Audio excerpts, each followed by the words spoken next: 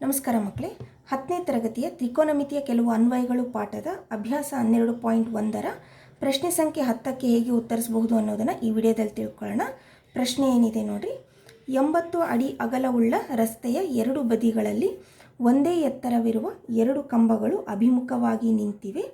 ರಸ್ತೆಯ ಮೇಲಿನ ಒಂದು ಬಿಂದುವಿನಿಂದ ಕಂಬದ ಮೇಲ್ತುದಿಗಳ ಉನ್ನತ ಕೋನಗಳು ಕ್ರಮವಾಗಿ 60 ಡಿಗ್ರಿ ಮತ್ತು 30 ಡಿಗ್ರಿ ಆಗಿದೆ ಅಂತ ಹೇಳಿದ್ದಾರೆ. ಅಂದರೆ ಒಂದು ರಸ್ತೆ ಇದೆ, ರಸ್ತೆಯ ಅಗಲ 80 ಅಡಿಗಳು ಅಂತ ಹೇಳಿದ್ದಾರೆ.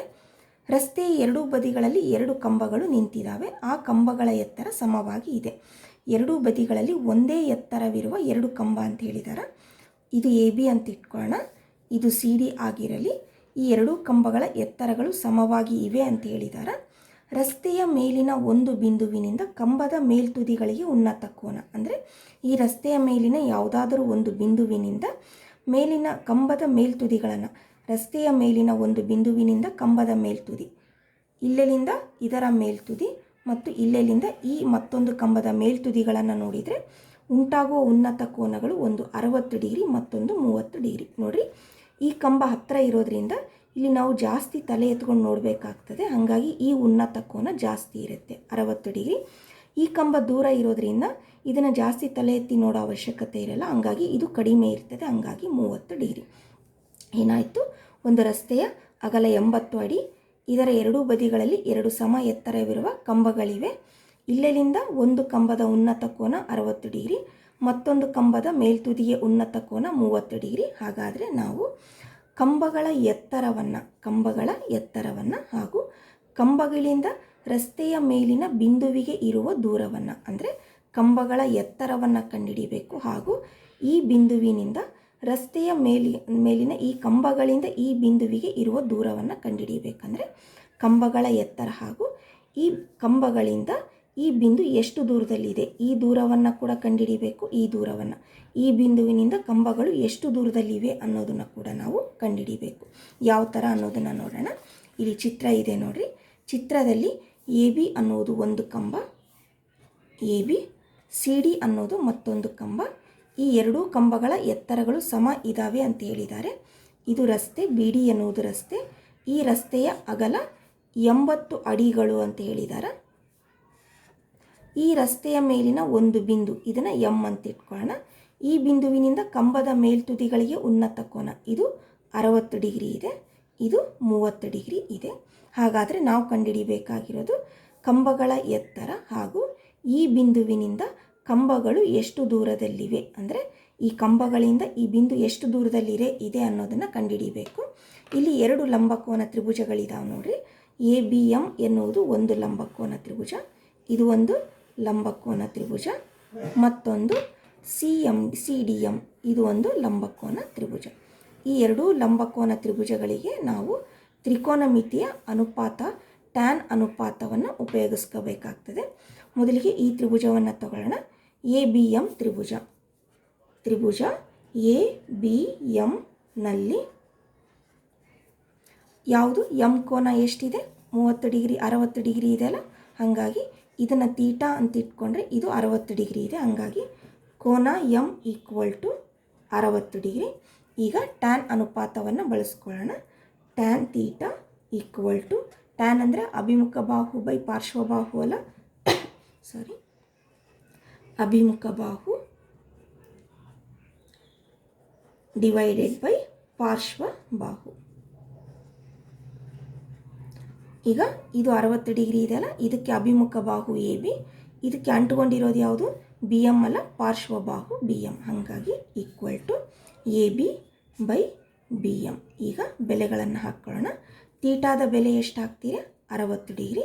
ಈಗ ಎ ಬಿ ಅಂದರೆ ಎ ಬಿ ಅಳತೆ ನಮಗೆ ಗೊತ್ತಿಲ್ಲ, ಅದು ಕಂಬದ ಎತ್ತರ, ಅದನ್ನೇ ನಾವು ಕಂಡುಹಿಡಿಯಬೇಕು. ಬಿ ಎಂ ಇದು ಕೂಡ ಗೊತ್ತಿಲ್ಲ, ಈ ದೂರ ಕೂಡ ಗೊತ್ತಿಲ್ಲ ನಮಗೆ, ಇದು ಕೂಡ ನಾವು ಕಂಡುಹಿಡಿಯಬೇಕು. ಮತ್ತು ಇವೆರಡು ಗೊತ್ತಿಲ್ಲ ಅಂದರೆ ಏನು ಮಾಡೋಣ, ಇಲ್ಲಿ ಬಿ ಎಂ ಗೊತ್ತಿಲ್ಲ, ಆದರೆ ಬಿ ಇಂದ ಡಿ ವರೆಗೆ ಎಷ್ಟು ದೂರ ಇದೆ ಅನ್ನೋದು ಗೊತ್ತಿದೆ ನಮಗೆ. ಅಂದರೆ ಈ ದೂರ ಗೊತ್ತಿಲ್ಲ, ಆದರೆ ಬಿ ಡಿ ದೂರ ಗೊತ್ತಿದೆ. ಈಗ ನಾವೇನು ಮಾಡೋಣ, ಬಿ ಎಂ ದೂರವನ್ನು ಎಕ್ಸ್ ಮಾನಗಳು ಅಂತ ಇಟ್ಕೊಳ್ಳೋಣ, ಅಂದರೆ ಎಕ್ಸ್ ಅಡಿಗಳು. ಬಿ ಎಂ ದೂರ ಎಕ್ಸ್ ಅಡಿಗಳು ಅಂತ ಆಗಿರಲಿ. ಈಗ ನೋಡಿರಿ, ಇದು ಎಕ್ಸ್ ಅಡಿ ಆದರೆ ಉಳಿದಿದ್ದೆಷ್ಟಿರುತ್ತೆ, 80 ಅಡಿಗಳಲ್ಲಿ ಎಕ್ಸ್ ಅಡಿಗಳನ್ನು ಕಳೆದ್ರೆ ಉಳಿಯೋದೇ ಎಮ್ ಡಿ. ಹಾಗಾಗಿ ನಾವೇನು ಬರೀಬೋದು, ಇದು 80 ಅಡಿ, ಇದು ಎಕ್ಸ್ ಅಡಿ ಆಗಿರೋದ್ರಿಂದ ಉಳಿದಿದ್ದು ಎಮ್ ಡಿ ದೂರ ಎಷ್ಟಾಗಿರುತ್ತೆ, 80 ಮೈನಸ್ ಎಕ್ಸ್ ಅಡಿಗಳು ಆಗಿರ್ತದೆ. ಏನು ಮಾಡಿದ್ವಿ, ಎಮ್ ಡಿ ಬಿ ಎಮ್ ಅನ್ನು ಎಕ್ಸ್ ಅಡಿ ಅಂತ ಇಟ್ಕೊಂಡ್ರೆ ಎಮ್ ಡಿ ದೂರ ಏನಾಗುತ್ತೆ, 80 ಮೈನಸ್ ಎಕ್ಸ್ ಅಡಿಗಳು. ಅದನ್ನು ಇಲ್ಲಿ ಬರ್ಕೊಳ್ಳೋಣ ಸ್ಟಾರ್ಟಿಂಗಲ್ಲಿನೇ.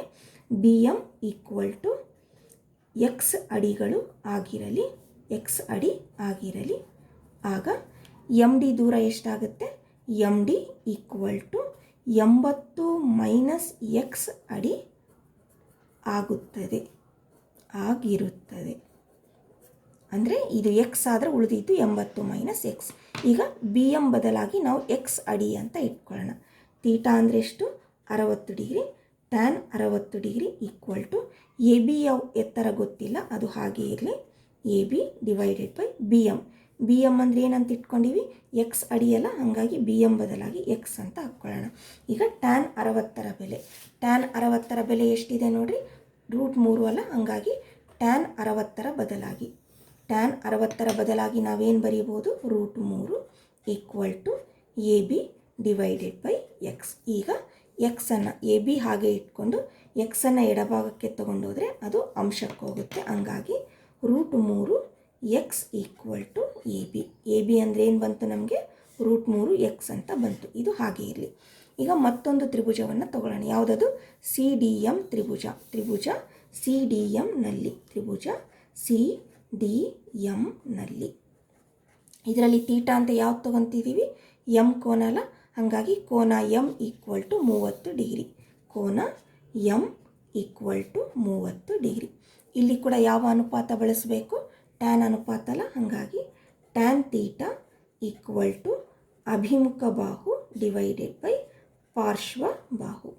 ಈಗ ಈ ತ್ರಿಭುಜದಲ್ಲಿ ಯಾವುದು, ಸಿ ಡಿ ಎಮ್ ತ್ರಿಭುಜದಲ್ಲಿ ಇದು ತೀಟಾ ಆಗಿರೋದ್ರಿಂದ ಇದಕ್ಕೆ ಅಭಿಮುಖ ಬಾಹು ಸಿ ಡಿ ಆಯಿತು.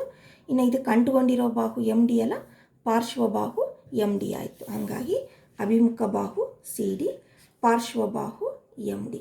ಈಗ ತೀಟಾದ ಬೆಲೆ ಎಷ್ಟಿದೆ, 30 ಡಿಗ್ರಿ. ಹಂಗಾಗಿ tan 30 degree equal to C D ಹಾಗೆ ಇರಲಿ, ಎಮ್ ಡಿ ಅಂದರೆ ಎಷ್ಟು, 80 ಮೈನಸ್ ಎಕ್ಸ್ ಅಡಿಗಳಲ್ಲ, ಹಾಗಾಗಿ ಎಮ್ ಡಿ ಬದಲಾಗಿ ನಾವು 80 ಮೈನಸ್ ಎಕ್ಸ್ ಅಂತ ಬರೀಬೋದು. ಈಗ ಟ್ಯಾನ್ 30ರ ಬೆಲೆ ನೋಡಿರಿ, ಟ್ಯಾನ್ 30ರ ಬೆಲೆ ಎಷ್ಟಿದೆ, 1/√3. ಹಂಗಾಗಿ ಇದಿಷ್ಟರ ಬದಲಾಗಿ ಏನು ಬರ್ಕೊಳ್ಳೋಣ, 1/√3.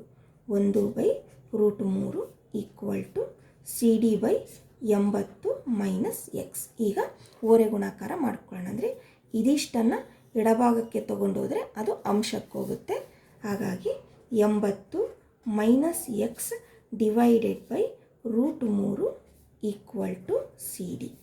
ಇದು ಹಾಗೆ ಇರಲಿ. ಈಗ ನೋಡ್ರಿ, ಅವ್ರು ಏನು ಹೇಳಿದಾರ, ಈ ಎರಡೂ ಕಂಬಗಳ ಎತ್ತರಗಳು ಸಮ ಇದ್ದಾವೆ ಅಂತ ಹೇಳಿದ್ದಾರೆ. ಅದನ್ನು ಈಗ ಇಲ್ಲಿ ಉಪಯೋಗ ಮಾಡ್ಕೊಳ್ಳೋಣ. ಕಂಬಗಳ ಎತ್ತರಗಳು ಸಮವಾಗಿರುವುದರಿಂದ, ಕಂಬಗಳ ಎತ್ತರಗಳು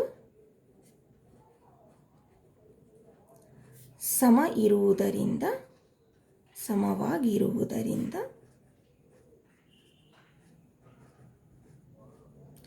ಎ ಬಿ ಎಷ್ಟಿರಬೇಕು, ಸಿ ಡಿಗೆ ಸಮವಾಗಿ ಇರಬೇಕು. A B equal to C D ಆಗಿದೆ. ಈಗ ಎ ಬಿ ಬದಲಾಗಿ ಏನು ಬರೀಬೋದು ನಾವು, √3 ಎಕ್ಸ್. ಎ ಬಿ ಬದಲಾಗಿ √3 X equal to C D ಬದಲಾಗಿ, ಇಲ್ಲಿ ಸಿ ಡಿ ಬಂದಿದೆ ಅಲ್ಲ, ಸಿ ಡಿ ಬದಲಾಗಿ ನಾವೇನು ಬರೀಬೋದು, 80 ಮೈನಸ್ ಎಕ್ಸ್ ಬೈ √3.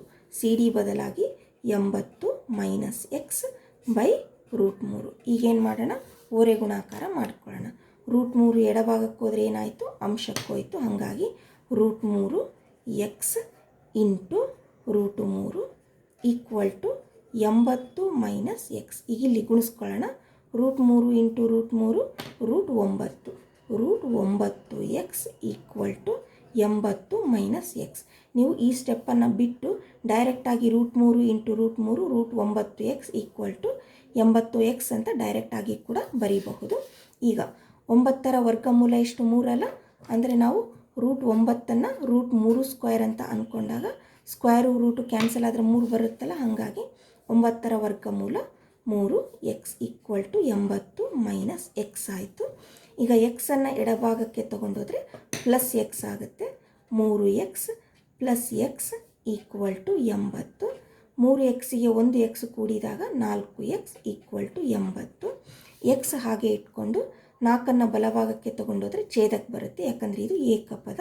ಹಾಗಾಗಿ ಎಕ್ಸ್ ಈಕ್ವಲ್ ಟು 80/4. 4 1 4, 4 2 8, 4 0 0. ಅಂದರೆ ಎಕ್ಸ್ ಅಂದರೆ ಎಷ್ಟು ಬಂತು ನಮಗೆ? 20 ಅಡಿ ಅಂತ ಬಂತು. ಅಂದರೆ ಎಕ್ಸ್ ಅಂದರೆ ಏನು ನೋಡ್ರಿ? ಎಕ್ಸ್ ಅಂದರೆ ಈ ದೂರ, ಬಿ ಎಮ್ ದೂರ ಎಷ್ಟು? 20 ಅಡಿಗಳು.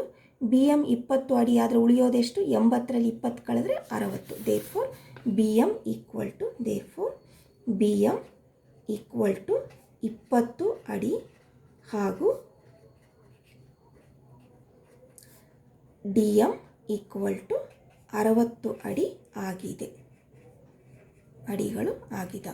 ಈಗ ಏನು ಬಂತು? ಆ ಬಿಂದುವಿನಿಂದ ಕಂಬಗಳಿಗೆ ಇರುವ ದೂರ ಬಂತು. ನಮಗಿನ್ನ ಏನು ಬೇಕು? ಕಂಬಗಳ ಎತ್ತರ ಬೇಕಲ್ಲ.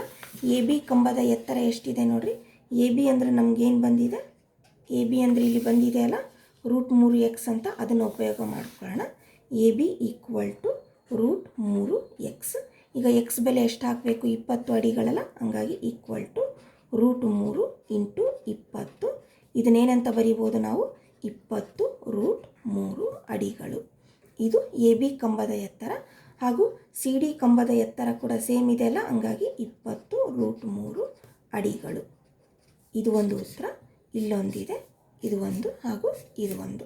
ಇಲ್ಲಿ ನಾವು ಎ ಬಿ ಬದಲಾಗಿ ಇದರಲ್ಲಿ ಕೂಡ ಎಕ್ಸಿನ ಬೆಲೆ ಹಾಕಿದರೆ ಸೇಮ್ ಬರುತ್ತೆ ನೋಡಿ. ಈ ಥರ ಮಾಡಿದಾಗ ನಮಗೆ ಸಿ ಡಿ ಅಂದರೆ ಏನು ಗೊತ್ತಿದೆ? 80 - x ಡಿವೈಡೆಡ್ ಬೈ √3 ಅಂತಿದೆಯಲ್ಲ, ಇಲ್ಲಿ ಎಕ್ಸಿನ ಬೆಲೆ 20 ಅಂತ ಹಾಕ್ಕೊಂಡಾಗ 80 - 20 ಡಿವೈಡೆಡ್ ಬೈ √3. ಇದು 60/√3 ಆಯಿತು. √3. ಈಗ ಛೇದವನ್ನು ಅಕರ್ಣೀಕರಿಸಿದೆ, ಅಂದರೆ ಈ ಛೇದದಲ್ಲಿ √3 ಇರೋದ್ರಿಂದ ಅಂಶವನ್ನು √3ರಿಂದ ಗುಣಿಸ್ಕೊಳ್ಳೋಣ, ಛೇದವನ್ನು √3ರಿಂದ ಗುಣಿಸೋಣ. ಆಗ 60√3 ಡಿವೈಡೆಡ್ ಬೈ √3 × √3 √9. 9ರ ವರ್ಗಮೂಲ 3 ಅಲ್ಲ, 60√3/3. ಈಗ ಇದನ್ನು ಭಾಗಿಸಿದಾಗ 3 1 3, 3 2 6, 3 0 0. ಏನು ಬಂತು ನೋಡ್ರಿ? ನಮಗೆ 20√3 ಬಂತಲ್ಲ, ಸೇಮ್ ಬಂತಲ್ಲ. ಅಂದರೆ ನಾವು ಕಂಬಗಳ ಎತ್ತರ ಕಂಡುಹಿಡಿಬೇಕಂದ್ರೆ ಎಕ್ಸ್ ಬೆಲೆಯನ್ನು ಇದರಲ್ಲಾದರೂ ಹಾಕ್ಕೋಬೋದು, ಇದರಲ್ಲಾದರೂ ಹಾಕ್ಕೋಬೋದು. ಇದು ಸುಲಭ ಆಗೋದ್ರಿಂದ ಇದರಲ್ಲಿ ಎಕ್ಸ್ ಬೆಲೆ ಹಾಕಿದರೆ ನಮಗೆ ಕಂಬಗಳ ಎತ್ತರ ಏನು ಬರುತ್ತೆ? 20√3 ಅಂತ ಡೈರೆಕ್ಟಾಗಿಯೇ ಬರ್ತದೆ. ಈ ಥರ ನಾವು ಟ್ಯಾನ್ ಅನುಪಾತವನ್ನು ಉಪಯೋಗಿಸ್ಕೊಂಡು ಕಂಬಗಳ ಎತ್ತರ ಹಾಗೂ ಈ ಬಿಂದುವಿನಿಂದ ಕಂಬಗಳಿಗೆ ಇರುವ ದೂರವನ್ನು ಕಂಡುಹಿಡಿಬೋದು. ಇಲ್ಲಿ ಒಂದು ಅಂಶ ಗಮನಿಸಬೇಕಾಗಿರೋದೇನೆಂದರೆ, ಇಲ್ಲಿ ನಮಗೆ ಕಂಬಗಳ ಎತ್ತರನೂ ಗೊತ್ತಿಲ್ಲ, ಈ ದೂರಗಳು ಕೂಡ ಗೊತ್ತಿಲ್ಲ ಆಗಿರೋದ್ರಿಂದ ಬಿ ಡಿ 80 ಅಡಿ ಆಗಿರೋದ್ರಿಂದ ಇದನ್ನು ಎಕ್ಸ್ ಅಡಿ ಅಂತ ಇಟ್ಕೋಬೇಕು. ಇದು ಎಕ್ಸ್ ಅಡಿ ಆದರೆ ಉಳಿಯುವುದು 80 - x ಅಡಿಗಳು ಆಗಿರ್ತದೆ. ಆಗ ನಾವು ಮುಂದೆ ಟ್ಯಾನ್ ಅನುಪಾತವನ್ನು ಬಳಸ್ಕೊಂಡು ಉತ್ತರವನ್ನು ಕಂಡುಹಿಡ್ಕೋಬಹುದು.